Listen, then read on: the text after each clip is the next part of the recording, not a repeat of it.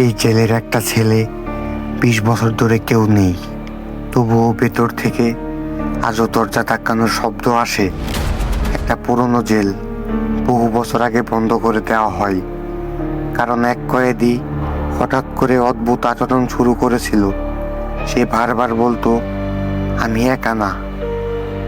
একদিন তাকে সেই ছেলে তালা দিয়ে রাখা হয়।